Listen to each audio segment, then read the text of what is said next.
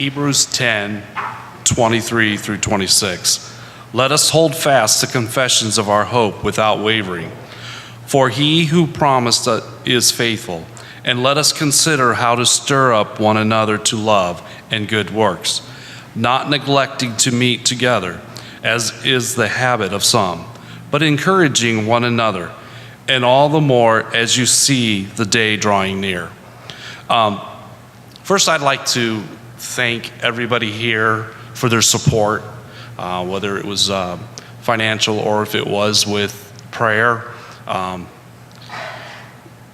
What you're about to see is some of the stuff that we actually did, but it's more than that. It's to show you guys as well that you have the opportunity to be missionaries, whether it's abroad or if it's here at home. So at this time, if we could do the video. Thank you.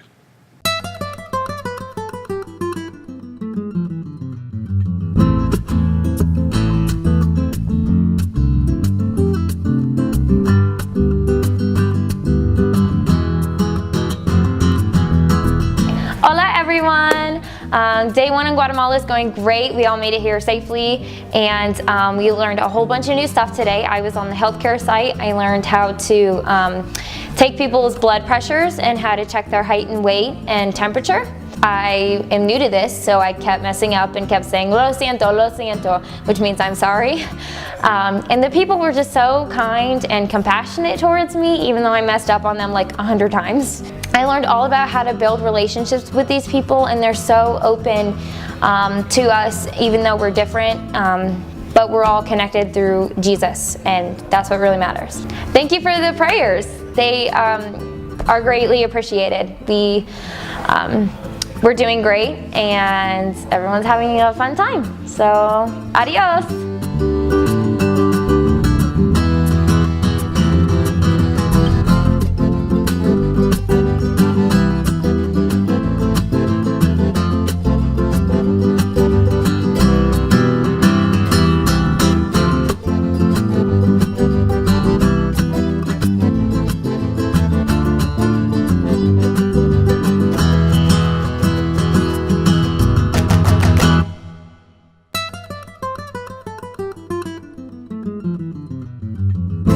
Hola from Guatemala, day dos.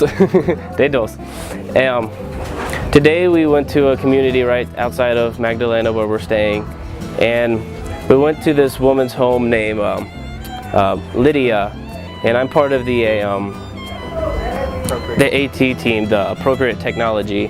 And what we've been doing is we're either building stoves or repairing people's stoves that keep smoke out of their house and keeps them healthy. And they're like 60% more efficient, like it burns less wood. Today we went to a lady's home named Lydia, and her livelihood is based off of her 2 stoves cooking tamales and chile rellenos. And so she has 2 stoves, and one was broken, so we came in and we fixed it, but she makes about 150 of whatever food she's cooking that day. It always is different, but it's generally going to be tamales. And she will, once she makes about 150 of them, she takes them up to the schools, and she will sell them to like parents coming by, and she sells all of them. She sells all 150 every day, she says. We fixed her stove. We put in new pieces that it needed. It felt really good to be able to help her out, and because those 2 stoves are probably what's most important to her, is because that's her way of income to live. And so that was a really good feeling to have.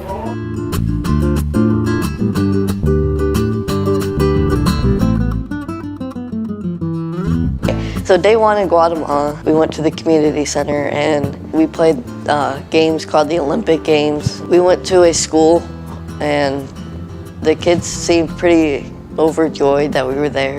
And then we went to a soccer field. I gave a kid a baseball and he seemed so excited. And he opened the baseball up and started throwing it around. Then the next day we kind of went to every school in the area. On day 4, I got to share my testimony, and it was really good. I got to share a few things about me. I was talking about how I played sports, and I try to use God when I play sports, and it was really good.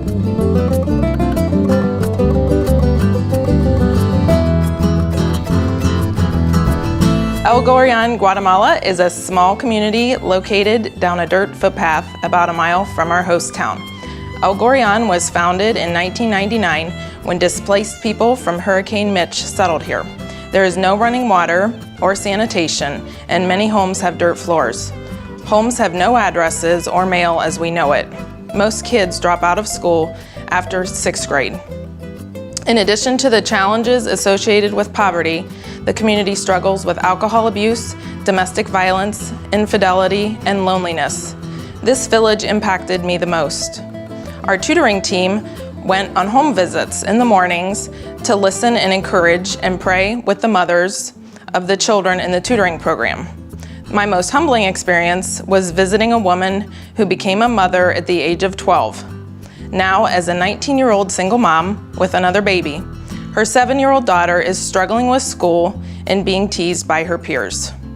As I sat in her home on a dirty bed with no mattress, Raquel, our site leader, and the mother spoke softly in Spanish about her needs and prayer requests. Raquel asked me if I would open in prayer. I thanked God for this mother and the opportunity to visit her, and thanked God that she knew him and was seeking him with her heart. Raquel, our site leader, translated into Spanish and finished the prayer. The other home visits went similar, and I was overwhelmed with emotion. The joy and gratitude of people with so little confused me. Didn't they understand how little they had? Or didn't I understand how little I need? God became bigger to me that morning. He went from being American to being multicultural and multilingual. His volcano creations soared in the sky, the backyard view to the tin houses. His flowers decorated the streets of the impoverished town. His creation cannot be denied, even in desperate places. So now my challenge to myself is how I will change in my prayer time, in my giving, and in helping others that are in need. So thank you, CCPL, for your prayers and your support. This opportunity has touched my life deeply. Thank you. Hi there. My name is PJ, and this is my daughter, Cammie. We were privileged enough to be on the team that went to Guatemala also. Like everybody else, first and foremost, thank you guys so much for your support, prayers, and financial and emotional. It meant a ton to us. I was with Riley and Joe and Jake, Brian, on the Applied Technology team.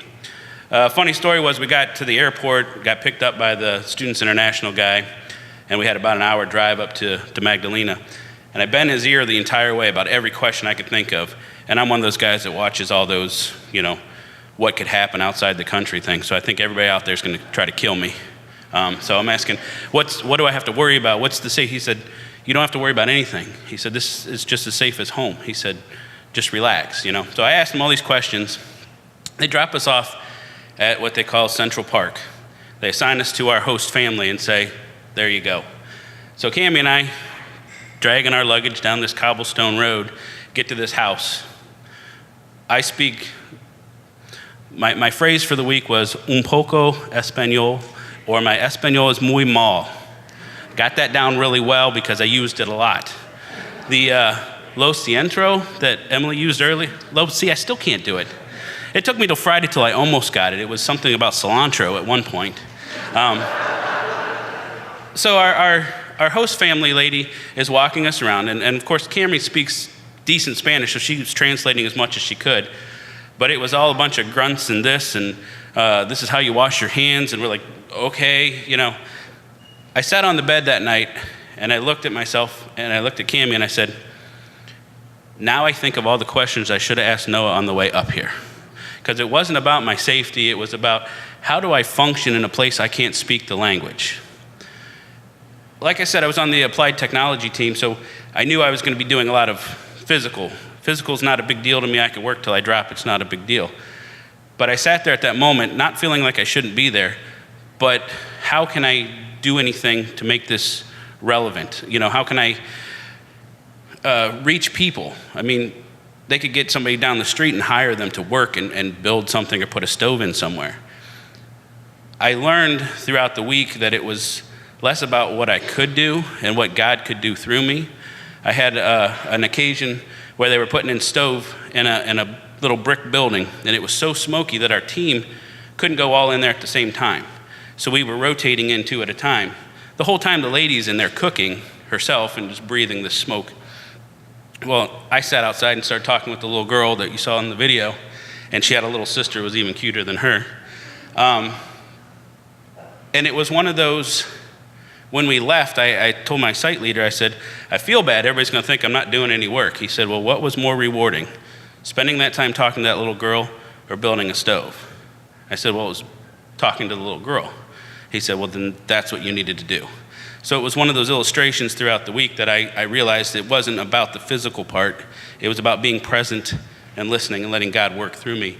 One last little story. We had at the end of the week, a lady that we had put a stove in, not us, but our group earlier, another team, had put a stove in her house. And it was down in, what's that place called? El Gorrion, where they have nothing. She invited us, our team, for lunch, which was like the third lunch we had that day. But it was really nice, their hospitality. But we sat in her little shack of a house. It was 5 people in a little dirt floor with 2 chickens and several chicks running around on the floor. But the joy she had and the gratitude she had for all that we did for her. And she taught us how to make tortillas, which we were horrible at. But it was just one of those, she opened our home and what little she had. It showed me throughout the week that God can move even if I can't speak the language. I can speak God really if I just let him. And then Kimmy has a little story too.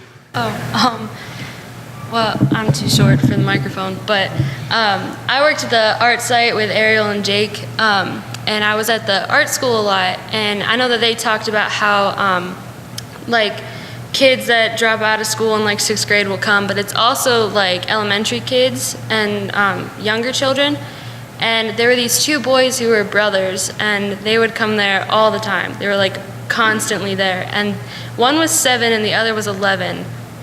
And they were amazing at art. And like, I am horrible at art, at least I think I am, but they were like prodigy awesome.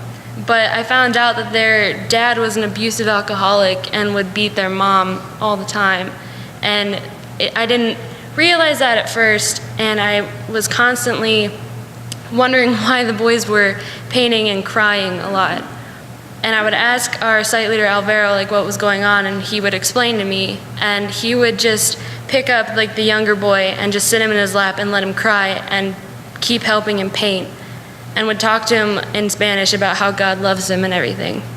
So you don't typically think that art could be such a big like gateway to talking about Christ or to witnessing to people, but just seeing that was like, wow, art actually like has a much bigger impact than I thought it did. So that's all I got. And then if we could pray for the sermon coming up. Dear Lord, I just thank you so much for the opportunity for each one of us that got to go on the trip to Guatemala. I thank you so much for your just mercies that when we got sick, we weren't too sick and we got over it quick and you got us back safely. I thank you for Joe, who was willing to go and just lead this gang of misfits through a country we had no idea what we were doing. I just thank you for the site leaders and Students International who we would have been in real trouble if they weren't there. I just pray that the words that Joe says today hit home and help illustrate what great things we can do when we put you first and go out and praise your name. In Jesus' name we pray. Amen. Thanks, PJ. I hope you guys have enjoyed hearing some of the stories. I know it's cool, even for me. You know, there's just so many, there were 14 on our team and so many different stories, and so I haven't necessarily even gotten to hear every single story that people have. So they're going to be out there. Our team's going to be out in the lobby after service and in between services. So if you want to hear more stories, just pull someone aside. They all get those shirts on and talk to them, because just the way God moved, it was really incredible. And today I want to talk about missions. It's neat. We got our team here, and it's great to see. Bakers here, full-time missionaries we support. And I think missions is a really, really important thing for all of us if we're believers. And so I want to start. We're going to read Romans 10 through 15 today, and that's going to be our main passage. And it says, "For with the heart one believes and is justified, and with the mouth one confesses and is saved. For the scriptures say, everyone who believes in him who will not be put to shame. For there is no distinction between Jew and Greek. For the name of the Lord is the Lord of all lords, bestowing on his riches to all who call on him. For everyone who calls on the name of the Lord will be saved. How then will they call on him who they have not believed? And how will they believe in whom they have never heard? And how are they to hear without someone preaching? And how are they to preach unless they are sent? As it is written, how beautiful are the feet of those who preach the good news." And see, I really think this kind of sums up for us the stages of missions, or the way that missions is supposed to work. Right? You have this good news. You have the gospel. The fact that Jesus Christ died in order to restore us with God. That the relationship that was broken by sin would be restored. Right? That's wonderful, amazing news. It's the most important news that's out there. And all that someone has to do is to accept those statements, to accept that they are sinners, separated from God, and they need Christ to restore them to him. And then they will be justified. And that separation will no longer exist. But how can anyone possibly ever believe those statements if they've never heard them? Right? If you've never heard the gospel, it's impossible for you to accept it. And how can someone ever hear that gospel if it hasn't been preached to them? And one can't preach unless they are sent in order to do so. And so Paul's not like asking questions here. He's not genuinely, wondering like, how would someone ever hear the gospel if they didn't hear it? That's a tough one. How am I going to answer that question? No, he's asking rhetorical questions because he wants us as believers to understand that we need to go and to be sent and to preach the gospel so that those who have not heard it can hear it. And here's the funny thing, is that Paul doesn't tell us who these people are that are being sent. He doesn't label them. If you look, he just says, and how are they to preach unless they are sent? Right? He doesn't label them pastors or missionaries or full-time ministers, people who are ministry full-time. No, he just says those who are sent. He leaves it wide open. And there's a reason for that. The reason is there are a few who are called to full-time international missions, but everyone is called to missions.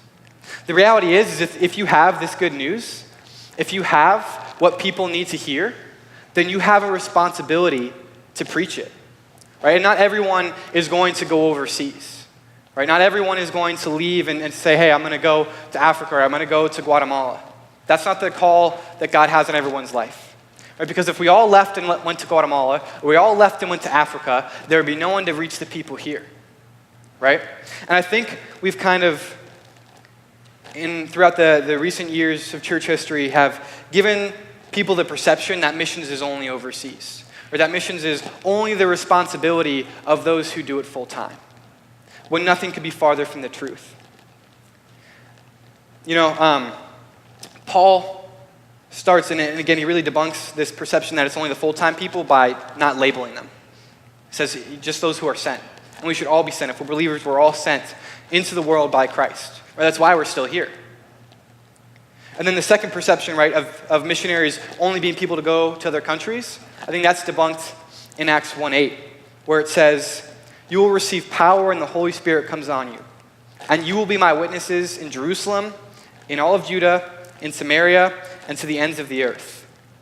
When Jesus talks about those who are sent, those are who are his witnesses, he starts in Jerusalem, where his disciples lived. And he expands out from there into Judah, Samaria, and the ends of the earth. He's saying, look, it's not just the responsibility of those who leave, to be my witnesses, but it's the responsibility of those who are at home as well.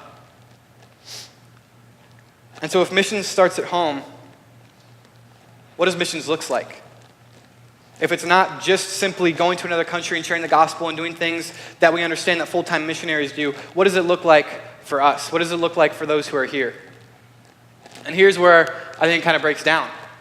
And this is where our perceptions of missions begins to change. Because I think for many of us, we look at missions and we stick missions in the 2 to 5%. Right? And we say that when you go on an international missions trip, that's when you're doing missions. Right? And many of us may have been on an international trip. We just got back from one. Some of you may have done that. Right? But if you're an average person and you're above average person, you're a really good Christian, you do international missions 2 or 3 weeks a year, 2 to 5% of your time is spent doing international missions. But we think that that's kind of 100% of where the efforts for missions should go. But when in reality, the 85 to 80% where we spend the majority of our time, that's where the majority of each and every one of our effort and mission should go. Because the reality is you're in your community every single day. You're in your home every single day. You're in your neighborhood every single day. You bump into the same people at work every single day. That's your missions field. We get it wrong when we try to take 80 to 85% of our efforts as people who live in America, as average Christians who aren't in full-time ministry, and say 100% of my missions effort is going to be international. No. It needs to start in our immediate communities, in our grocery stores, in our workplaces, in our neighborhoods, with the people who live just down the street. And also another important aspect is local ministry partnerships, right? A lot of us spend time volunteering, and that's a chunk of that as well. But it needs to be divided in the ways that we spend our time. So since 85% of our time is spent in our immediate communities, 85% of our efforts as missionaries should be spent in our local communities. 10 to 18 with our local ministry partnerships, supporting them, volunteering. And finally, 2 to 5%, like we just did in Guatemala, internationally. Right? My team that we took to Guatemala is going to miss out if they say, Guatemala was my missions work. That was it. I'm back now. I get to relax. I'm no longer a missionary. No, they're missionaries in their communities every single day, as are all of us. See, God's really been teaching me over the course of the summer, and it's funny because when I went to Guatemala, I didn't have the expectation of learning a lot, which just sounds kind of silly. But I've been on 33 short-term mission trips. And so my expectation was, hey, I'm going to go. This is going to be an amazing experience, but I'm really there to facilitate for my other team members, to take these guys who have never gotten to do something like this before and watch God grow and work through them. And he was like, no, that's really funny. Actually, you're going to learn more than you ever have before. And God really taught me that missions happens in the rhythms of normal life. One of the missionaries we were working with while we were down there, his name was Noah. He's in the middle of this picture here. And he really began to teach me this. Because what we did while we were down there is no different than what he would be doing on every single day that he was there. He didn't change his schedule because we arrived. He didn't say, oh, we have some Americans here, so let me, put you in and have you go do this. Or let me make up this job for you to do. No, we did the things that he would have been doing regardless of whether or not we were there. And missions happened in the rhythms of everyday life. You got to hear some stories from PJ and from Riley. Our job was really to go into homes and to build stoves so that the smoke that's created from the fires would leave the building and not stay in and harm the lungs of those who were cooking. And on the surface, that doesn't sound like something that's really that evangelistic. It's going to reach people. And that was kind of my thought process going in. I was like, all right, God, you're going to have to really help me to take advantage of the opportunities, the small ones I may have while doing this to preach the gospel to these people. But the reality was that in the rhythms of everyday life, installing these stoves, there were so many opportunities. It was constant. Like PJ was saying, we couldn't ever all be on one stove at a time. And the people were always there, always wanting to talk to us, always wanting to hear from us, wanting to pray with us, wanting to hear the gospel, to learn more about Christ. It's cool. The other guy who's not pictured there, his name was Pedro. He's a bricklayer in Guatemala. That's his job. He's not a missionary. He's someone who's contracted by SI to help lay these stoves, because he's fantastic at it. I mean, we would build a stove in 3 hours that he could do in 15 minutes. I mean, this dude could lay out some bricks really, really quickly. And kind of our joke for the week was that whenever you did anything right, you were page-roing something, because he just seemed to do everything perfectly and really quick. But so he would come along and he would help us. He was the ones who taught us how to lay bricks, how to build stoves, how to mix concrete. He taught us how to do all those things, and even taught us a lot of Spanish. And he was someone who grew up knowing about the Catholic Church, had a fair understanding of Catholicism, but really did not have an intimate relationship with Jesus Christ. He didn't know that you could connect with God on an intimate level, that you could talk to him, that you could have a relationship with him. And so every day, while just doing what he was doing his livelihood, building his stoves, laying his bricks, I got to be there learning from him, talking to him, hearing his story, and then after he shared his story with me, getting to share mine with him and saying, look, this is how God has impacted me. This is why I'm here. This is the relationship I have with God. And it wouldn't have happened if I wasn't doing the things that he does in everyday life along with him. Those opportunities are going to show up in the rhythms of your normal life. And along with that, it's important to take advantage of every single moment. If we're all called to be missionaries at home, if we're all called to live a missional lifestyle, then we need to take advantage of every single moment. Going to the grocery store is no longer just going to the grocery store. Going to the grocery store is an opportunity to see your neighbor and engage in a conversation. It's an opportunity to talk to that clerk that you see every time you go to that grocery store because he's always there when you go. And begin to engage in a deeper relationship, to go beyond, to say, hey, maybe let's come over sometime for dinner. Hospitality in America has really been lost, and I think the church and mission suffers because of the lack of hospitality that we see today. It used to be that you could go over to someone's house without introducing yourself. You could just go over and say, hey, I'm coming over tonight. And mom would always have that cake on the side that was only for company. If she came over, like, don't eat this cake, it's for company, right? And if the doorbell rang, everyone was excited, like, someone's here. But nowadays, you go ring someone's doorbell and everyone's like, hit the floor, someone's here, peek out the window, who is it? We've got to watch out. You always have to call before you go over, right? And I think we need to take advantage of moments to be hospitable to people, to invite people into our lives. And if we do that, we'll begin to understand what it looks like to be missionals in our community. So here's kind of something that missions is not. And I see this a lot, especially with students. Missions is not simply inviting people to church. I think for a long time we've kind of had this mentality that I'll just invite you to church, and then Pastor Mike will do the real work. He'll talk to you. He'll convince you that Jesus is the person you need. Or, as students, they'll be, I'll come to Joe, meet him. He'll talk to you about Jesus. And all your responsibilities is to invite people to church and allow the pastors to do the work. Well, let me tell you something. As pastors, the staff here, to give you a war analogy, we're the armory.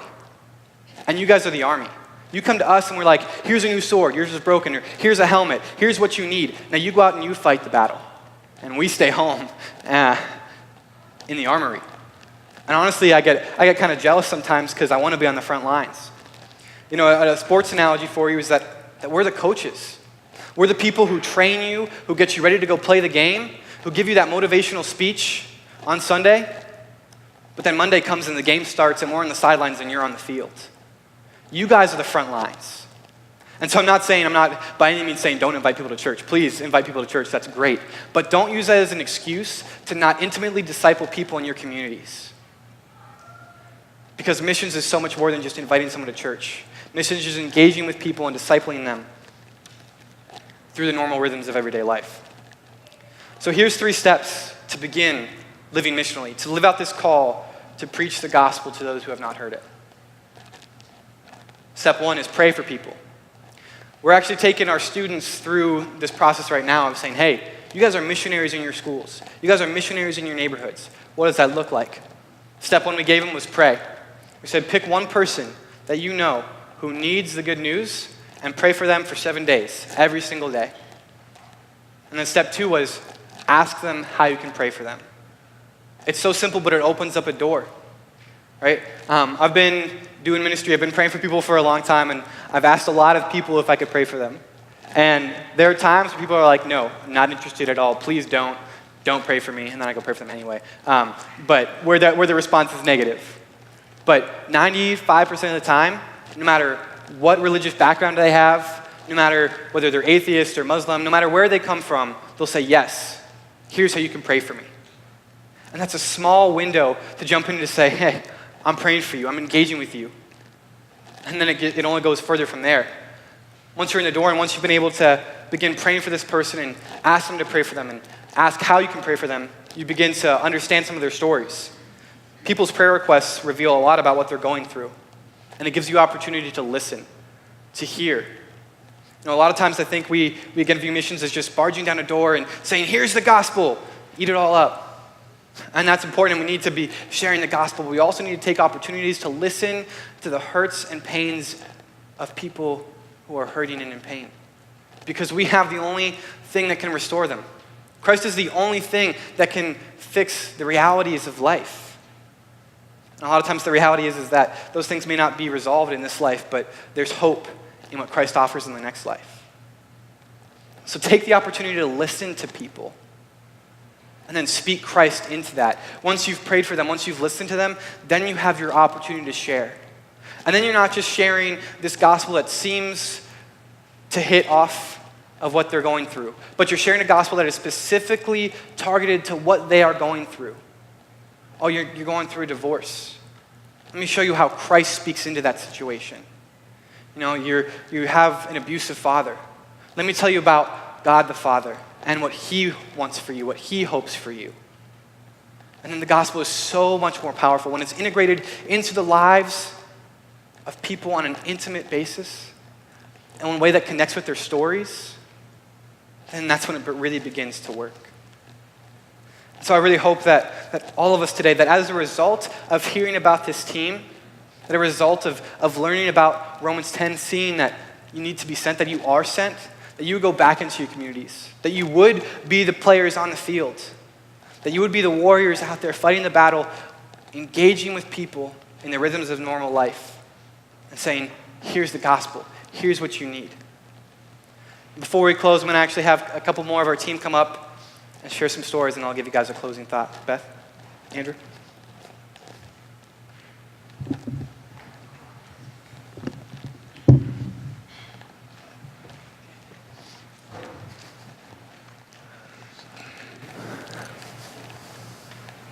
Hello, everyone. So my time at Guatemala was very humbling to me. I worked on the sports ministry site with my dad and my younger brother. On day one, we went to to a city called Santo Tomas. It was right outside the main city that we were at called Magdalena. We went out, handed out invitations to the kids to come out and play sports with us. And so the next day, we went to their park area where it was a concrete slab and a soccer field right next to it. And we gathered the kids around, and I gave them my testimony.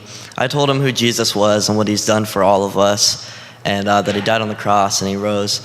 And then I told him what he's done for me in my life through my injury in sports, and that he's given me a second chance to be able to play for him, and that I pray before and after all of my games. My challenge, what I've learned from that is that we can, from our passions, we can share the gospel, whether it's through sports or where Joe said that it's putting a concrete stove into, or it's with the arts, or just anything that we do, that we can share the gospel. And that's my challenge to all of you, is just use your passions to share the gospel to everyone. So yeah.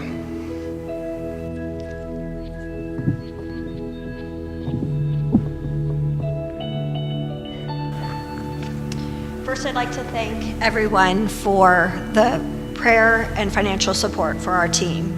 Without you, this wouldn't be possible, so you are part of our team. Looking back on my week in Guatemala, I know that God intended for me to be there, not necessarily to do something for the people in Magdalena, but maybe something big in my heart. Thank you. As long as I have been a nurse, I have desired to be able to use my skills in a missionary setting, whether it be locally or internationally. But I did feel like using my skills internationally, I would be afforded more opportunities than I am here in the United States.